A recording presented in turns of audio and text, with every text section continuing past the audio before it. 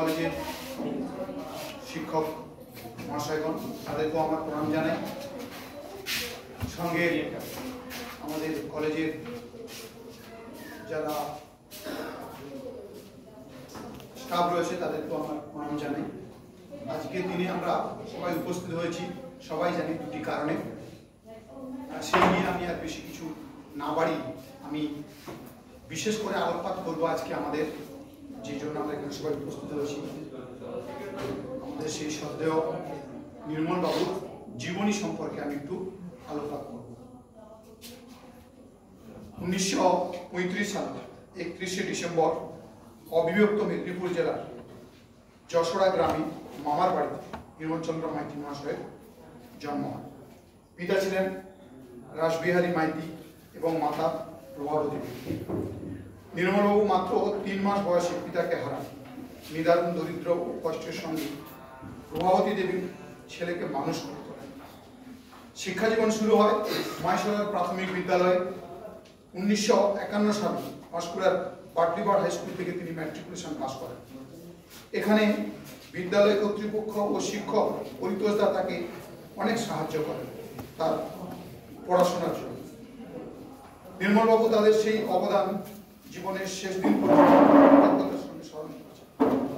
তিনি 1953 সালে মেদিনীপুর কলেজ থেকে ইন্টারমিডিয়েট পাস করেন। অনেক অনটন এবং দুঃসহ সহনীয় কষ্টের মধ্য দিয়ে অবশেষে তিনি 1956 সালে স্নাতক হন। 1956 সালে তিনি ভোগপুর কেনারাম স্মৃতি উচ্চ বিদ্যালয়ে শিক্ষক রূপে কর্মজীবন শুরু করেন। এই স্কুলে প্রায় তিনি 1 বছর কাজ করার পরে পাঁশকুড়া বাটলিবার হাই স্কুলে সহকারী শিক্ষক পদে যোগ দেন। সেখান থেকে ডেভিড হেয়ার টিচার্স ট্রেনিং কলেজে তিনি শিক্ষকতার প্রশিক্ষণে চলে যান।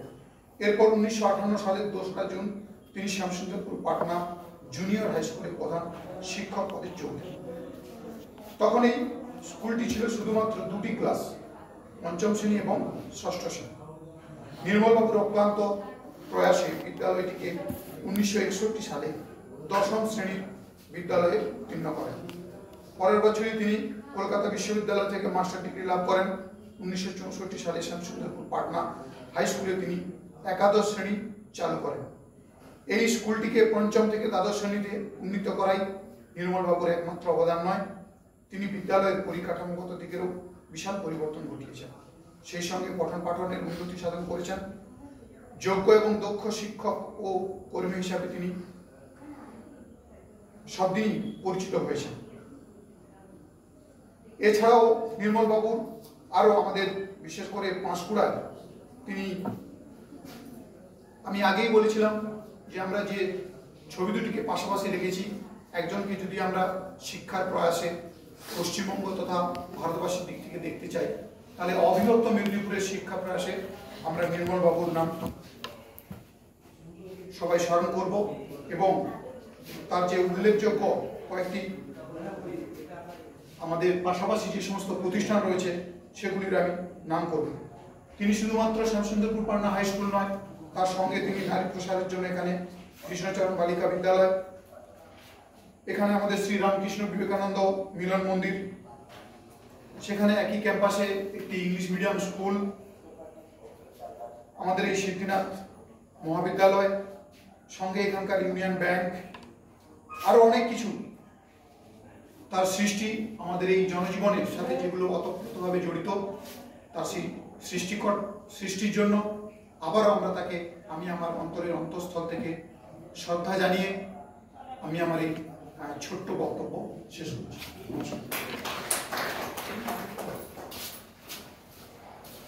অনেক ধন্যবাদ সুরজিৎ স্যারকে। এবারে আমাদের সঙ্গীত পরিবেশন করতে আসছেন সুরজিৎ মান্না, অশিক্ষক কর্মচারী। সুরজিৎ দা। পণ্ডিত ঈশ্বরচন্দ্র বিদ্যাসাগরের চরণে আমার সশ্রদ্ধ প্রণাম এবং শ্রদ্ধেয় বীরসেনের চরণে আমার প্রণাম। যারা মঞ্চে উপস্থিত আছেন, প্রিন্সিপাল ম্যাডাম এবং স্যার আছেন, আমি তো বাবা আছেন, সকলের চরণে আমার প্রণাম জানাই। বিদ্যাসাগর এবং স্যারের উদ্দেশ্যে আমার তো বলার কিছু নেই, অনেক কিছুই বলার আছে। স্যারের সঙ্গে অনেকটা সময় কাটানোর সৌভাগ্য হয়েছে।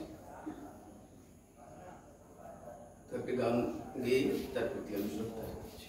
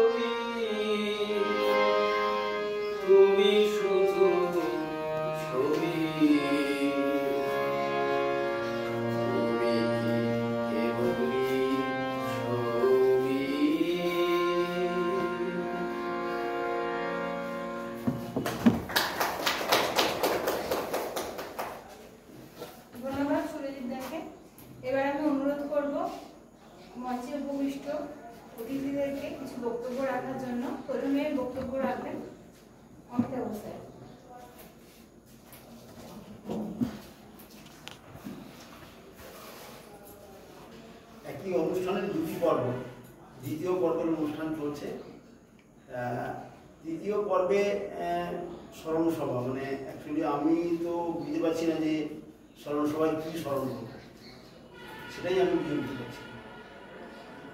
তবে স্মরণ করার আগে আমি একটা কথা আপনাদের সামনে উল্লেখ করছি, হয়তো আপনাদেরকে হার্ট করবে, বলবো যে আপনারা এটা খুব সহজভাবেই না করতে। সম্ভবত 1976 সাল, দেশে তখন ইমার্জেন্সি পরিস্থিতি চলছে। আমি তখন কলকাতায় পাঠাবো, আমার মনে আছে ট্রেন ঘড়ির কাঁটা ধরে চলত, বা যে কোনো জায়গায় কোনো কিছু হলে, সরকারি কিছু হলে ঘড়ির কাঁটা ধরে চলত।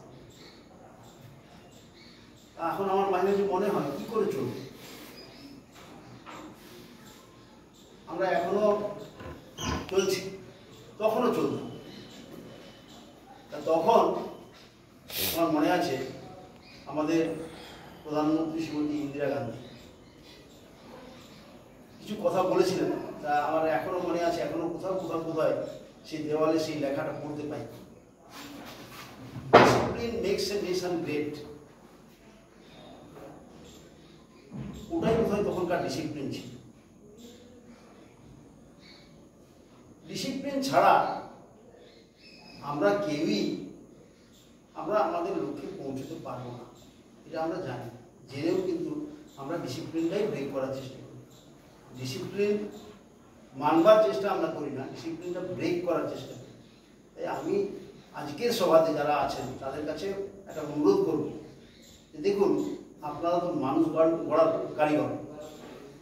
মানুষ গড়তে গেলে প্রথম যেটা দরকার সেটা হচ্ছে ডিসিপ্লিন। উইদাউট ডিসিপ্লিন এই এত বড় কঠিন কাজ করা খুব মুশকিল। এর আগে একটা সভায় আপনাদেরকে বলেছিলাম যে অ্যাকচুয়ালি একটা শিশুকে বড় করে তুলে তার বাবা মা, তারপরে বড় কাজটা, সব থেকে বড় কাজটা যারা করেন তারা শিক্ষক। আপনাদের সেখানে একটা বিরাট ভূমিকা। বাবা মা যেটা করে উঠতে পারেন না সেটাও আপনারা করেন। আপনাদের ভূমিকার উপরেই নির্ভর করছে দেশ, সমাজ, সব কিছু। তাই এই কথাটা বলছি এই কারণে, এই প্রতিষ্ঠানটার জন্মলগ্ন থেকে যুক্ত আছি। আমার সামনে স্যার আছেন, উনি আমার মানে বিদ্যালয় জীবনে শিক্ষকতা করেছেন, আমাদের শিক্ষা দিয়েছেন। আমার মনে আছে যে একটা সময় আমি স্কুল জীবনে যখন দেখেছি, যখন এই যে মানুষটি যার কথা স্মরণ করতে বলছেন, মানে ঘটনাচক্রে তিনি আমার বাবা। আমি দেখেছি স্কুলে একটি মানুষ থাকলে মানে এরকম আর অবস্থা ছিল, একটা পিন পড়লেও আওয়াজ পাওয়া যায়। এবং সেই পথটাকে অনুসরণ করতে দেখেছি আমাদের কয়েকজন পুরনো শিক্ষক মশাই, তার মধ্যে আমার পাশে স্যার যিনি বসেছেন তিনি। ছাত্ররা এত ভয় করত যে আমাদের স্কুলে একটা বিষয় আছে, সেটা আপনারা অনেকে জানেন, যারা এখানকার নয় তারাও বোধহয় জানেন। একটা করে সাইলেন্স পিরিয়ড থাকে, মানে প্রত্যেকটা পিরিয়ডের মাঝখানে একটা গ্যাপ থাকে, 1 মিনিট, সম্ভবত স্যার 2 মিনিট নীরবতা পাবে। যে যেখানে থাকবে ছাত্ররা সে সেখানে দাঁড়িয়ে যাবে, কোনো রকম আওয়াজ করবে না। একমাত্র শিক্ষক মশাইরাই তারা একটা ক্লাস থেকে আরেকটা ক্লাসে তারা স্থানান্তর করতে পারবে না। শিক্ষক মশাইরাই কোনো কথা বলতে পারবেন না। কেবলমাত্র একটা শ্রেণী থেকে আরেকটা শ্রেণীতে যাওয়ার জন্য যে সময়টা, ওই 2 মিনিট সময়ের মধ্যে নীরবতা পালন হবে।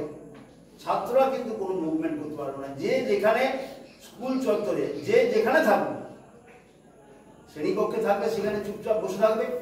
এমনকি মাঠের মধ্যে যদি কেউ হাঁটে তাহলে তাকে সেখানে দাঁড়িয়ে যেতে হবে। একটা সময় এটা আমরা দেখেছি, জানি না এখন কতটা সেটা পালন হয় জানি না। তখন আমাদের কয়েকজন শিক্ষক মশাই ছিলেন, আমাদের স্যার শীতল মাইতি, আমার মনে হচ্ছে এখানে আমাদের এর বাবা, উনি আমাদের অত্যন্ত পুরনো শিক্ষক, আমার বাবার সমসাময়িক পাঁচুগোপাল পাড়ুই, গোপাল গোস্বামী, অনন্ত ভৌমিক, এই যে যারা পুরনো মাস্টাররা ছিলেন তাদেরকে আমি দেখেছি তারা ডিসিপ্লিনটা কীভাবে মেনটেন করতেন। এবং তখন আমি স্যার একটু আগে উল্লেখ করেছেন, আমার মনে আছে মানে লিডার যেভাবে এগোচ্ছে তার পাশে পেছনে বা তার পাশে মানে তাদেরকে যোগ্য সঙ্গত করার জন্যই আজকে শ্যামসুন্দরপুর পাটনা বিদ্যালয়টা এখন কি অবস্থা জানি না, একটা সময় সুনামের একটা শিখরে পৌঁছেছিল। আপনাদের কাছে অনুরোধ করব, শুধু ইট কাঠ পাথর দিয়ে বিল্ডিং হলো, চেয়ার টেবিল হলো, সেটা হলেই কিন্তু সেই শিক্ষা প্রতিষ্ঠানের কোনো সুনাম ছড়িয়ে পড়ে না। সমস্ত দিক থেকে যদি আমরা একটা শিক্ষা প্রতিষ্ঠানকে তৈরি করতে পারি তবেই কিন্তু আপনার নামটাও যেমন বিদ্যালয়ের সুনামটা ছড়িয়ে পড়বে, এখানে মহাবিদ্যালয়ের সুনাম যেমন ছড়িয়ে পড়বে তেমন আপনাদেরও সুনাম কিন্তু চতুর্দিকে ছড়িয়ে পড়বে। এবং এটা আমার দৃঢ় বিশ্বাস সেই শিক্ষকরা যেখানেই যান না কেন তারা সেইভাবে সম্মানিত হবেন, এটা আমার দৃঢ় বিশ্বাস। আপনাদেরকে আমি সেই কথা, যাই হোক আমি ওই প্রসঙ্গে থেকে আমি বেশি কথা বলবো না, পরে যদি কোনোদিন সময় সুযোগ আসে নিশ্চয়ই স্মৃতিচারণ হবে, স্মৃতিচারণ করবো। একটা কথাই বলতে পারি, মানে আমি ব্যক্তিগতভাবে একটা জিনিস মনে করি, একটা মানুষের সারা জীবনের যে কর্ম তার একটা ইভ্যালুয়েশন দরকার। শেষ জীবনে নাই হোক, আপনার ডেথও অন্তত তার একটা ইভ্যালুয়েশন হওয়া দরকার। সেই ইভ্যালুয়েশনের কাজ আমরা কতটা করতে পারবো, আপনারা কতটা করতে পারবেন আমি জানি না। তবে এই যে আজকের যে সভার মাধ্যমে স্মরণ করে আমার ধারণা সেই ইভ্যালুয়েশনের একটা চেষ্টা হচ্ছে, আগামী দিনেও হয়তো হবে। তো আমিও সেইভাবেই আমার ইভ্যালুয়েশনে, আমি এর আগে একদিন বলেছিলাম তারা আপনাদের কাছে মনে নেই, আমি একটা কথা বলেছিলাম, মানে আমারও বলতে কষ্ট হয়, খারাপ লাগে, তবুও বলেছি। আমি যদি আমার বাবাকে বাবা হিসাবে ইভ্যালুয়েশন করি তাহলে আমার কাছে মার্কস অত্যন্ত পোর মার্কস। আমার বাবাকে আমরা দেখতে পেতাম, ওনার অবস্থান ছিল রাত্রি 11টা বা 12টা থেকে ভোর 5টা পর্যন্ত বাড়িতে, বাকি সময়টা হয় স্কুল নয় অন্যান্য সামাজিক কাজ, বিভিন্ন রকম কাজের সাথে উনি যুক্ত থাকতেন। এবং আমরা কোনোদিনই ছেলে হিসাবে কোনোদিন ওনার সঙ্গ সেভাবে পেয়েছি বলে আমি মনে করতে পারছি না। বরং উল্টো দিকে আমার ওনার সম্পর্কে এতটাই ভীতি তৈরি হয়েছিল যে বাঘ ভালুককেও বোধ হয় মানুষ হতে পারে, আমরা সামনে দাঁড়িয়ে কোনোদিন কথা বলতে পারি। আমি স্যারের সামনে কথাটা বলছি, হয়তো একটু বেশি হবে।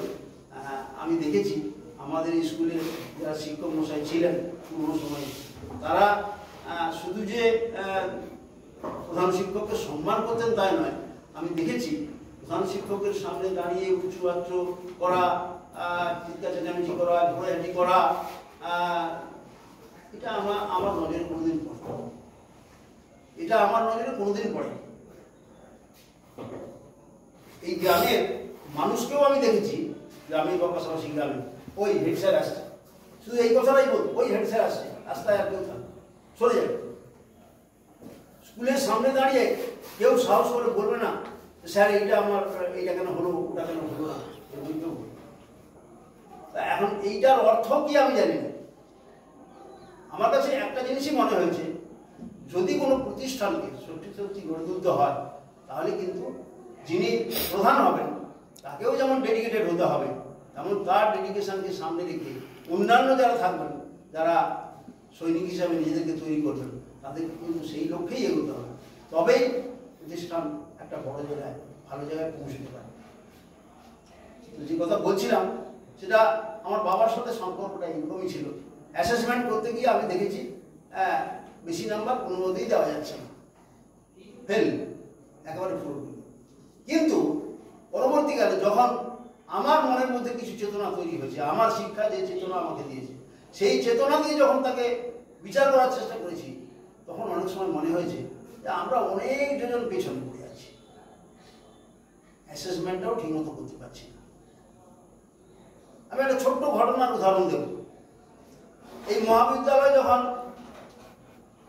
স্বপ্ন নিয়ে বাবা এবং তার সাথে আমাদের এই শিক্ষক মশাইরা যখন গিয়েছেন, আমি তখন অনেক ছোট, সম্ভবত স্যার ঠিক সালটা বলতে পারবেন, সম্ভবত 1984 যখন এই মহাবিদ্যালয়ের স্বপ্ন প্রথম শুরু হয়, তা তখন থেকে যেহেতু কাছের মানুষ হিসেবে আমি অনেক দেখার চেষ্টা করেছি, দেখেছি দীর্ঘদিনের প্রচেষ্টা, সেই চেষ্টা প্রায় সফল হচ্ছে না। যখন আমরা 2006 সাল, মানে সালটা উল্লেখ করতে চাইছিলাম না, কিন্তু না করলে নয়, তাই করছি, 2006 সালে এসে আমাদের স্বপ্ন মনে হলো স্বপ্ন ভঙ্গ, আর কোনো আশা নেই, এই মহাবিদ্যালয় হওয়ার কোনো আশা আমরা দেখছি না। আমার মনে আছে, আমি স্পেসিফিক কিছু কিছু জিনিস হয়তো মানে করে যাচ্ছি, ডিলিট করে যাচ্ছি। আমি কোনো একটা জায়গায় বাবার সাথে গিয়েছি, আমি এবং আমার কয়েকজন, এই মহাবিদ্যালয়ের ব্যাপারে। সেদিন আমার মনে আছে, সেখান থেকে বেরিয়ে বলেছিলাম যে বাবা আপনি কেন চেষ্টা করছেন, আর কোনো আশা নেই, ছেড়ে দিন। বললো তা কেন? স্বপ্ন যখন দেখেছি, স্বপ্নকে সার্থক করার জন্য আমাকে চেষ্টা করতেই হবে, সে যেভাবেই হোক। এমনকি আদর্শের সাথেও উনি সমঝোতা করার চেষ্টা করেছেন। কোনো কোনো ক্ষেত্রে আমরা খুব ব্যথা পেয়েছি, আমার মনে হয়েছে যে শিক্ষা প্রতিষ্ঠানের জন্য নিজের আদর্শের সাথে সমঝোতা করবেন। বললো হ্যাঁ, শিক্ষা বিস্তারে মানুষের মধ্যে শিক্ষা যদি না আসে, চেতনা কোনোদিন আসবে না। সুতরাং শিক্ষা বিস্তারের যে চেষ্টা, সেই চেষ্টা আমার সবসময়ই জারি থাকবে, এবং সেক্ষেত্রে আমি প্রয়োজন বোধে কোনো আদর্শের সাথেও কম্প্রোমাইজ করতে রাজি আছি। সেই কম্প্রোমাইজ করারও চেষ্টা করেছেন, তাতেও যখন হলো না, অবশেষে আপনারা জানেন 2013 সালে সেই স্বপ্ন বাস্তব হয়েছে। আজকে সেই মহাবিদ্যালয়, যেটা আগের দিন বলেছিলাম, যেটা ছিল স্বপ্ন, যেটা ছিল অবাস্তব, সেটা আজকে স্বপ্ন নয়, বাস্তব। আমি আপনাদের কাছে অনুরোধ করব যে ব্যক্তিগত জীবনে আমি তাকে অনেক অ্যাসেসমেন্ট করার চেষ্টা করেছি, কিন্তু আমি বললাম যে ওই একটা কথাই, যে বাবা হিসাবে মূল্যায়ন তো বললাম, আর একজন সমাজ সচেতন ব্যক্তি হিসাবে তাকে মূল্যায়ন করতে গিয়ে আমার সাধ্যের মধ্যে নেই, আমি তাকে মূল্যায়ন করি। এত কর্মকাণ্ড এখানকার, এই এলাকার সমস্ত রকমের উন্নয়ন, শুধু শিক্ষার উন্নয়ন না, সমস্ত রকম উন্নয়নের ব্যাপারে সবসময় তার একটাই চিন্তা ছিল, কিভাবে আমি এই এলাকাকে উন্নত করব। এবং আমার মনে আছে লাস্ট তিনি আমাদের এখানে মানসবাবু এসেছিলেন, মানস ভূঁইয়া মন্ত্রী এসেছিলেন, তার কাছে আমাদের এখানকার এই এলাকার একটা আবেদন নিয়ে উনি গেছিলেন। আমাদের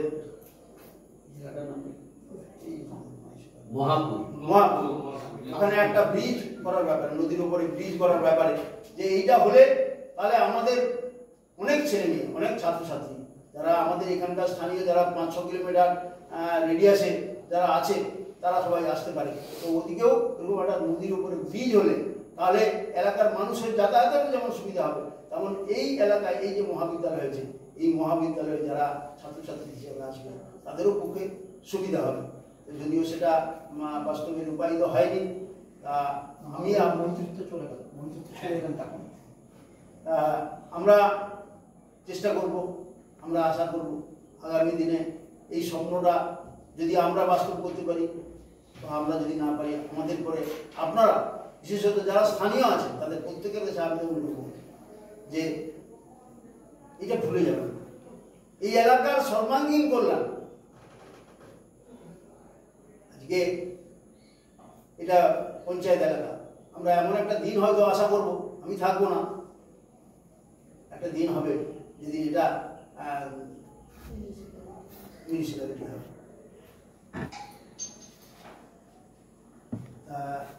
এই স্বপ্নটা আমি খুব দেখতে পছন্দ করি। বাবাও যেই স্বপ্ন দেখতেন এই এলাকাটাকে আমি সাজিয়ে যাব, এই এলাকাটা একটা উন্নতি যেটা মানুষ দেখবে, মানুষ সেইটাকে দেখে আরও এগোনোর চেষ্টা করবে। আমি বেশি কথা বলে আপনার সময় নেব না, আমি প্রত্যেককে অনুরোধ করবো স্থানীয় বা এখানে যারা আছেন তাদেরকেও বলবো যারা এখানকার নয়, মানে জন্মের গত কারণে যারা স্থানীয় নয় তাদের কাছে অনুরোধ, আপনি আপনার কর্মস্থলকেও ভালোবাসতে শিখতে হবে। কর্মস্থলকে ভালোবাসলে কর্মস্থলের এলাকাকে যদি আপনারা উন্নয়ন করার চেষ্টা করেন তাহলে এখানকার মানুষও আপনাদেরকে ভালোবাসবে, আপনাদেরকে স্মরণে রাখবে, স্মরণ করবে। আমার অনেক মাস্টারমশাই আমি জানি, স্যার জানেন, আমার অনেক মাস্টারমশাই যারা অনেক দূরে পারে, যারা এখানে এসেছেন একসময় প্রাথমিক বিদ্যালয়ে শিক্ষকতা করেছেন, তারাও এই এলাকার উন্নয়নে বিভিন্ন সময় বিভিন্ন ভূমিকা নিয়েছেন। তাই আমি আপনাদের কাছে অনুরোধ করব, যারা এখানে এখানকার স্থানীয়, যারা স্থানীয় নয় তাদের প্রত্যেকের কাছে আবেদন করব, এই এলাকার উন্নয়ন হলে সকলেরই উন্নয়ন হবে, সকলেই ভালো থাকবে। আমি সেইটুকু আশা করে আপনাদের প্রত্যেককে আমার তরফ থেকে আন্তরিক প্রীতি শুভেচ্ছা অভিনন্দন জানিয়ে কথা শেষ করি। স্যারকে অনেক ধন্যবাদ। এবার আমি শীতল স্যারকে ছোট্ট বক্তব্য রাখার জন্য বলতে গেলে সময় যায় না, যদিও এত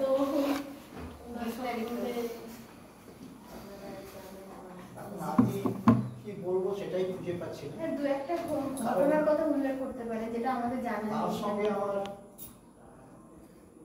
তার পেছনে পেছনে চলার সময়কালটা হলো দীর্ঘ 63 বছর।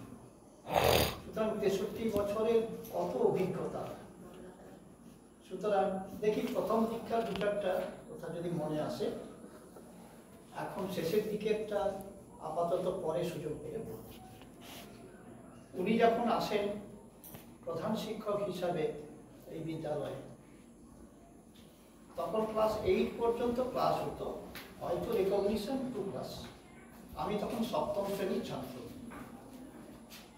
আসার পর থেকেই উনি এক পলকেই চিনে ফেলেছিলেন আমাকে। প্রথম কথা ফার্স্ট বোর্ড, দ্বিতীয় কথা ওনার মাস্টারমশাইয়ের ছেলে আর তাছাড়া আমি সব কাজেই তখন থেকে যুক্ত ছিল, ওই 7 থেকে, কারণ তখন তো 7-8 পর্যন্ত ছিল, যদিও 2 ক্লাস 7-8। সুতরাং অতএব উনি আমাকে খুব ভালোবাসতেন এবং স্কুলে ছাত্রদের নেতৃস্থানীয় করে দিয়েছিলেন আমাকে সব কাজেই। এমনকি যখন হাই স্কুল ইন্সপেকশন হয় 61 সালে, সে এক বাঘা ডিআই, মানে ওনাকে নাস্তানাবুদ করে দিয়েছিলেন একদম, কারণ উনিও তখন তো কম বয়স, হাই স্কুল অনুমোদন দেওয়ার জন্য এসেছেন কলকাতা থেকে। সেই পরিপ্রেক্ষিতেই উনি একদম বিপর্যস্ত, কারণ অবশ্য কারণগুলো বিশ্লেষণ করবো না, কি কারণে সেগুলো অনেক সময় লেগে যাবে। তারপর স্কুল ক্লাস ইন্সপেকশনে গিয়ে আমি তখন 9-এ, কারণ 9 থেকে এবার অনুমোদন হলে তো হবে 10। ইন্সপেকশনে গিয়ে 9টাই উনি দেখলেন। তিনি এত খুশি হলেন আমাদের উত্তরে, বিশেষ করে দু চারটা, তিনি অঙ্কের লোক আর আমিও অঙ্কের খুব ভালো ছাত্র, কারণ তো স্কুল জীবনে 100 নিচে কোনোদিন পেতাম না, তা খুব ভালো ছাত্র। তা এত তিনি অবাক হয়ে গেছিলেন, মানে গলে গেলেন, অনুমোদন দিলেন। তা আমরা তো সকলেই ভেবেছিল যে মাস্টারমশাইয়ের উপর, মানে নির্মলবাবু, আমি নির্মলবাবুকে হেডমাস্টারমশাই বলিনি, মাস্টারমশাই বলি, স্যারই বলি, স্যার বলতে অভ্যস্ত নয়, মাস্টারমশাই বলতেই অভ্যস্ত। তো ভাবলাম যে বোধহয় হলো না এই যাত্রা, মানে আমাদের আর তাহলে এখানে পড়া হলো না, মানে মাধ্যমিক দেওয়া হলো না। তা যাই হোক, এইভাবে উনি ঝড় সামলেছেন। এবং সেই সময় বৈষ্ণব চক নাম শুনেছো তোমরা নিশ্চয়ই, তখন পশ্চিমবাংলার একটা সেরা জায়গা দখল করে আছে। পশ্চিমবাংলা এখন ব্লকের সেরা জায়গায় নেই। এবং পাটনা, আমাদের পাটনা স্কুল একসময় মেদিনীপুর জেলার সেরা জায়গায়, রেজাল্টে অন্তত 10 বছর আমরা টপে ছিলাম। কোথায়? তমলুকের হ্যামিল্টন ছিল, মেদিনীপুরটা কলেজিয়েট স্কুল ছিল, ওখানে ঘাটালের বিদ্যাসাগর ছিল, কত কত চন্দ্রাচক ছিল, কত বড় বড় স্কুল, কিন্তু আমরা 10 বছর রেজাল্টে টপে ছিলাম। যাই হোক, উনি যখন 9-এ ওই ইন্সপেকশনের পরে বৈষ্ণব চক দেখার পরিকল্পনা উনি নিলেন, মানে এত দূরদর্শিতা। তখন আমাদের সম্পাদক ছিলেন স্বর্গীয় হরিসদন পাহাড়ি মহাশয়, আমাদের যিনি বনু পাহাড়ি আছেন এখানকার মেম্বার ছিলেন, তার বাবা। তিনিও খুব রাজভারী লোক, তার সামনে দাঁড়িয়ে কথা বলাটাই খুব কষ্টকর ছিল। এমনকি মাস্টারমশাইও পর্যন্ত একটু ধীরস্থিরভাবে কথা বলতেন। তা তিনিও শুদ্ধ গেলেন। আবার তিনি, আমার তো সাইকেল নেই, তখনকার দিন তো আমাদের সাইকেল ছিল না, আমি সাধারণ বাড়ির ছেলে, আমি তো যাবো না, বাড়িতে বসেই আছি। বাড়িতে উনি ডাকতে পাঠিয়েছেন 2জন ছেলেকে, আমার জামা কাপড়ও পরিষ্কার নেই, তো সেই অবস্থায় বেরিয়ে এলাম। পাহাড়ি বাবু সাইকেল করে নিয়ে গেলেন, আর মাস্টারমশাই অন্য একজনকে চাপিয়ে নিয়ে গেলেন। সেই বৈষ্ণব চক থেকে ঘুরে আসার পর এই যে নীরবতার কথাটা, সাইলেন্স কথাটা, এটা অনুকরণ করা এবং বৈষ্ণব চকের আদলে কিছু কিছু অনুকরণ, কিন্তু অনুকরণ কিছু কিছু, তার সঙ্গে এবার নিজস্বতা মিশলো। পুরোটা না, পুরো বৈষ্ণব চককে না, তাহলে আমরা উঠতে পারতাম না, বৈষ্ণব চকের মতোই তখনই নেমে যেতে পারতাম। কারণ বৈষ্ণব চক বেশি দিন স্থায়ী হয়নি, যেমন অতি দ্রুত উঠেছিল 76 সালের মধ্যে একদম ডাউনফল, একদম। তো যে অন্য কারণ ছিল, সেগুলোর কারণগুলো এখানে বলা যায় না। তাহলে আমরা উঠতে পারতাম না, তাহলে আমাদের নিজস্বতা। এবার যখন আসি 74 সাল, 73 সালের শেষ প্রান্তে, তোমরা জানো নিশ্চয়ই অনেকে, 1968-তে জাতীয় শিক্ষানীতি ঘোষিত হয়েছিল, প্রথম জাতীয় শিক্ষানীতি। সেই নীতিতে বলা হয়েছিল যে ওল্ড হায়ার সেকেন্ডারি নয়, তার বদলে 2 ক্লাস হায়ার সেকেন্ডারি, মাধ্যমিক আবার ফিরিয়ে আনতে হবে, মানে যেটাকে মাধ্যমিক বলা হচ্ছে, যেটা স্কুল ফাইনাল ছিল, আগে ম্যাট্রিক ছিল, আগে এন্ট্রান্স ছিল, ওকে ফিরিয়ে আনতে হবে, আবার 2 ক্লাস হায়ার সেকেন্ডারি করতে হবে, জাতীয় শিক্ষানীতি বলা হয়। আর সেই 73 সালে প্রেসিডেন্ট হলেন, বোর্ডের প্রেসিডেন্ট হলেন আমাদের সত্যেন চ্যাটার্জি মশাই। তিনিও ফিজিক্সের লোক, তিনি ফিজিক্সের 12 অধ্যাপক, আর আমিও ফিজিক্সের, আমার মাস্টারমশাইকে স্নেহ করতেন, মাস্টারমশাই পেছনে পেছনে থাকতাম বলে আমাকেও ভালোবাসতেন। তা সেই সত্যেন বাবু আমাকে শুধু না, আমার স্কুলকেই ভালোবাসতেন, আমাদের এলাকাতেই ভালোবাসতেন। সেই সত্যেন বাবু যখন এই নূতন মাধ্যমিক গড়তে চাইলেন, মাধ্যমিক হায়ার সেকেন্ডারি, নূতন মাধ্যমিক মানে যেখানে, নূতন মাধ্যমিক মানে যেখানে শারীরিক শিক্ষা আর কর্মশিক্ষা, কর্ম অভিজ্ঞতা, ওয়ার্ক এডুকেশন বলা, ওয়ার্ক এক্সপিরিয়েন্স বলা ছিল শিক্ষানীতিতে, উনি সেটাকেই এখানে কাজে লাগালেন, ওয়ার্ক এডুকেশন। শিক্ষানীতিতে কিন্তু ওয়ার্ক এডুকেশন বলেছিলাম, ওয়ার্ক এক্সপিরিয়েন্স, তাহলে সেই উনি চাইলেন সেটা করব। তিনি সঙ্গে পেলেন আমাদের মাস্টারমশাই নির্মল বাবুকে, উনি পুরো সঙ্গ দিলেন। পুরো পশ্চিম বাংলায় এই শিক্ষার নীতিটা চালু করার জন্য সব রকম ভাবে সত্যেন বাবুকে সাহায্য করেছে। কিভাবে? যে কর্মশিক্ষা দেওয়ার শিক্ষক কোথায়, কে দেবে? কর্মশিক্ষা ব্যাপারটাই তো নতুন, কে দেবে? তো পরিকল্পনা করলেন যে আমার স্কুলে আমি ক্যাম্প করবো স্যার, মানে সত্যেন বাবুকে উনি বললেন। তা উনি ক্যাম্প করেছেন, 100 জন টিচার নিয়ে ক্যাম্প করেছেন, অবশ্য মেদিনীপুর জেলা, অখণ্ড মেদিনীপুর, 100 জন টিচারকে নিয়ে করেছেন। তার মধ্যে কিছু কিছু স্কুলের হেডমাস্টার ছিলেন। ক্যাম্প করলেন, কি ক্যাম্প? সেখানে ফার্স্ট এড থাকবে, খেলা থাকবে, রথচারী থাকবে, সমস্ত রকম ব্যাপার। এই নিয়ে ক্যাম্প, যারাই আলটিমেট মেদিনীপুর জেলায় ওয়ার্ক এডুকেশন টিচার হিসাবে শিক্ষিত, তা তো অটোমেটিক টিচার, ওয়ার্ক এডুকেশন পড়ানোর যোগ্য, পরীক্ষা নেওয়ার যোগ্য, সব কিছু। তিনি পথ দেখালেন। তারপরের মাসে এবার একটি জেলা করে শুরু হলো, একসঙ্গে 2-3টা জেলা, কারণ 5-6 মাসের মধ্যেই করতে হবে। তাহলে এই যে তিনি পশ্চিমবাংলার মধ্যশিক্ষা পর্ষদের সভাপতির সহযোগী হিসাবে পশ্চিমবাংলায় ওয়ার্ক এডুকেশন এবং ফিজিক্যাল এডুকেশন চালু করার জন্য যে বিরাট উদ্যোগ, একটা কঠিন উদ্যোগ, তাতে তিনি পুরোপুরি সঙ্গ দিয়েছেন। আমার স্কুলের ক্যাম্প করার সময় এই ক্যাম্পে মূল দায়িত্বে মানে খাওয়ার দায়িত্বে ছিলেন এই যে বসে আছে সামনে নাতনি, আমারও নাতনি, এর দাদু পাঁচবাবু স্যার। খাওয়ার ডিপার্টমেন্ট মানে সেখানে একটা সারা দিন রাত খাওয়া চলছে, সকাল দুপুর বিকেল রাত্রি খাওয়া চলছে, মানে সে বিভৎস দৃশ্য। আর অন্যান্য সমস্ত কোঅর্ডিনেশন আমার উপর দায়িত্ব। এবার তার ওদের কোঅর্ডিনেটর একজন ছিল, তিনি একজন ফিজিক্যাল এডুকেশনের টিচার তিনি ছিলেন। এবার মাস্টারমশাই শুধু যোগাযোগ করে আনার ব্যাপারটা ছিল। তাহলে এইভাবে পশ্চিমবাংলার একটা শিক্ষা ব্যবস্থাকে স্থায়ী করার জন্য তার যে অবদান, এটা তো কম না। এবং সেই সত্যেনবাবু এত কৃতজ্ঞ ছিলেন এবং এত ভালোবাসতেন। একবার আমার স্কুল থেকে একটা বাস যাচ্ছিল ট্যুরে, মুর্শিদাবাদ ট্যুরে যাচ্ছিল, ওনার বর্ধমানের পাশ দিয়ে যখন যাচ্ছে উনি দূর থেকে দেখতে পেয়েছেন, বাসটাকে হাত দিয়ে থামিয়ে দিয়েছেন। তারপর আমাদেরকে আধ ঘন্টা বসিয়ে ছেড়েছেন।